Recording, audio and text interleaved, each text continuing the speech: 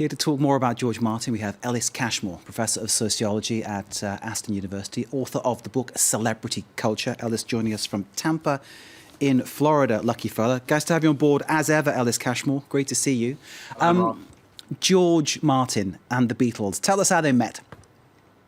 Well, Martin was a producer with the Parlophone label, which was owned by EMI back then. And as we've just heard, he wasn't convinced at all about the Beatles when he first heard them. He thought that they had a rather ragged sound, somewhat knockabout, a tinny kind of quality.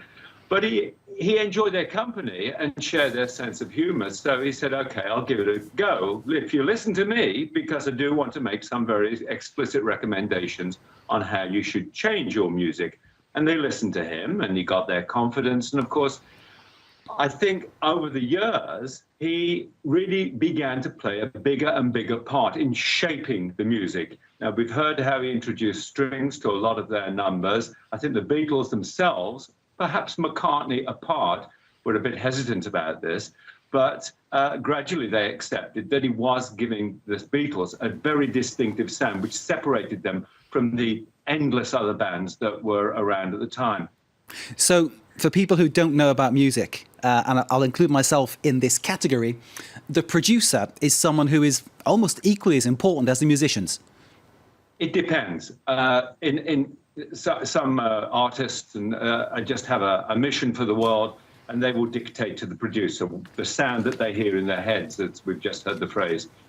With Martin, I don't think it was just that. I think he played a vital part, a decisive role in transforming the music. So the Beatles would go along with the composition, and he would then change it and say, this is how I think it should sound. And I think that is emphasized in Yesterday that we've just heard, but also tracks like A Day in the Life, where he really almost rewrote the entire score of the music. They supplied the words, but he transformed it into the type of rock music that I don't think we'd ever heard before.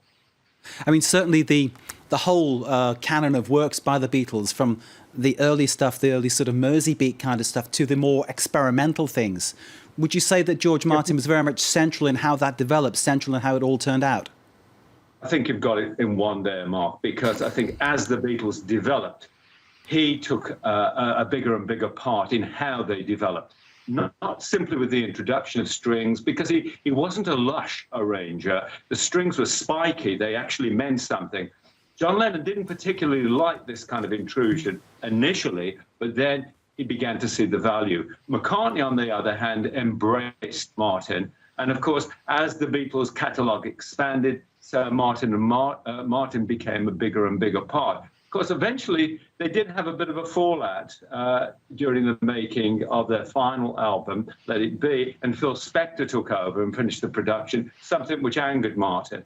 But that was really after he had collaborated on a body of work which was to change popular music. We're seeing, as you're talking, Ellis, posters being put up in tribute to George Martin on the Caving Club. That's the recreation of the actual club, which is in Matthew Street in Liverpool, a place I know extremely well. What would you say Martin's lasting legacy would be? I think it's all around us, Mark. I don't simply believe that it's in the catalogue of Beatles music that really has never left us since the 1960s. But I think the Beatles issued notice that popular music was changing, and it simply wasn't a linear change. It was changing in several different directions at once. It was embracing different genres of music. The orchestral component that Martin provided for them, I think, just metamorphosed music in a way that brought out that chrysalis into a butterfly. It simply expanded popular music. And I think everywhere, every time we switch a radio on or listen to popular music, anywhere, we hear the legacy of George Martin. Ellis Cashmore, thank you so very much for putting George Martin's legacy into that context for us. The man who turned popular music from a chrysalis into a butterfly. Nicely put.